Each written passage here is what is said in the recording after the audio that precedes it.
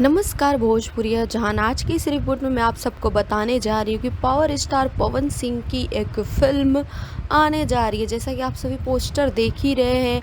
आप सबको बता दूँ तो इस फ़िल्म का नाम है लाखन सिंह। जी हाँ दोस्तों, बहुत ही ज़ोरों शोरों से पोस्टर वायरल हो रहा है कि पवन सिंह इस फ़िल्म में लगे हुए हैं। बड़े ही ज़ोरों शोरों से इस फ़िल्म की तैयारी हो रही है, जिस फ़िल्म में आप सभी को पवन सिंह दिखाई देंगे। और साथ ही आप सबको बता दूँ तो इस फ़िल्म का डायरेक्टर है जगदीश शर्मा। और आप सभी को वो और भी बहुत नए-नए गाने सुनने को मिलेंगे और आएँगे भी। और ये पोस्टर काफ़ी ज़्यादा ही वायरल हो रहा है सोशल मीडिया पर, लोगों द्वारा काफ़ी पसंद किया जा रहा है।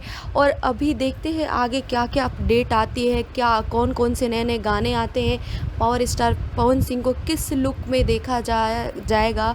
तो आप सब कितने एक्साइटेड हुए इस पोस्टर को देखकर, और आप सभी को क्या लगता है कि अब फ़िल्म कितना धमाल मचाएगी भोजपुरी इंडस्ट्री में? क्योंकि इस पोस्टर में पवन सिंह का लुक ही बिल्कुल एकदम अलग ही नज़र आ जा रहा है।